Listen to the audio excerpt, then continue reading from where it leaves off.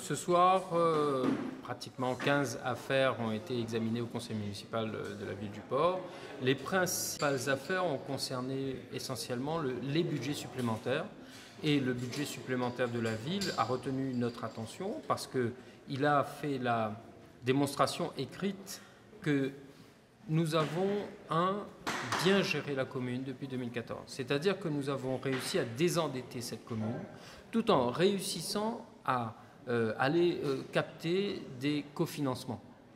On dépense moins sur les crédits et les impôts des portoirs, mais on arrive à réaliser plus parce que nos dossiers sont bon montés et qu'on a des cofinancements. C'est important parce qu'on est aujourd'hui à 40% de cofinancement sur nos investissements. On augmente nos budgets, notamment sur les aspects aide à la vie, à l'animation locale, et même si le budget subvention aux associations reste à 5 millions d'euros chaque année, la dynamique associative prend au port et c'est une très bonne chose parce qu'il y a de l'animation dans les quartiers. Ce n'est pas fini, il faut aller chercher plus loin encore.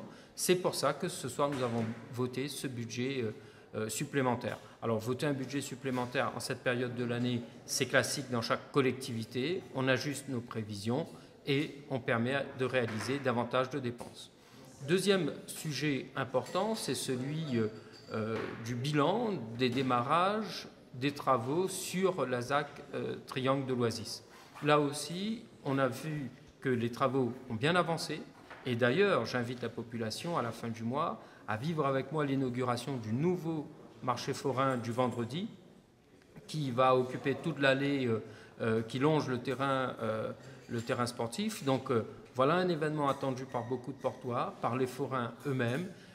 C'est une ville qui se redessine, qui fait le lien avec l'ancienne médiathèque, avec le triangle de l'Oasis, avec le marché forain et tout de suite derrière avec le parc boisé. Tout ça montre que c'est une ville qui est en train de revivre. Alors, le triangle de l'Oasis, c'est une opération d'aménagement qui va accueillir bientôt la nouvelle école d'architecture, donc qui déménage, qui vient s'installer sur cet espace, qui est juste à côté du nouveau pôle d'échange. Et ce pôle Oasis, cet espace d'aménagement, est un lieu destiné à la formation, mais aussi à l'habitat. Nous avons lancé l'opération de construction de 80 logements, à destination principalement des étudiants, bien sûr, des jeunes actifs, puisque beaucoup viennent ou habitent au port, ont besoin d'un logement. Voilà une opération de logement qui correspond. Mais c'est aussi des espaces publics. Et d'ailleurs, le premier espace, aménagement d'un air non couvert, mais accessible à tous, va être livré très bientôt.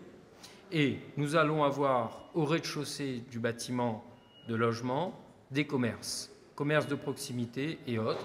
Donc voilà un espace, encore une fois, dédié à la formation, puisqu'il fait le lien avec, juste en face, Lillois, de l'autre côté, le nouveau bâtiment de l'école de formation d'apprentis d'Auteuil de l'océan Indien. Donc voilà tout un espace lié comme un campus finalement, un campus sur le triangle de l'Oasis qui a ses espaces de respiration avec cet équipement à ciel ouvert et qui relie derrière juste le parc boisé. Donc un espace structurant en plein cœur de ville pour des étudiants, pour des jeunes actifs et pour la population du port de manière générale. On s'est engagé en 2014 et en 2020 pour réaliser ces opérations. Nous avons dit ce que nous avons fait et nous avons fait ce que nous avons dit. C'est important parce que nous, notre équipe est une équipe au travail qui réalise. Et d'ailleurs, ce budget supplémentaire que nous avons voté ce soir montre par son ampleur, c'est près de 87 millions d'euros en fonctionnement et 46 millions d'euros en investissement, c'est considérable pour une commune de 35 000 habitants. Et donc, vous voyez, nous avons la capacité d'agir, nous avons bien agi, et c'est ce qui nous permet d'agir encore mieux sur la fin de notre action jusqu'à 2026, et bien sûr, aller encore plus loin.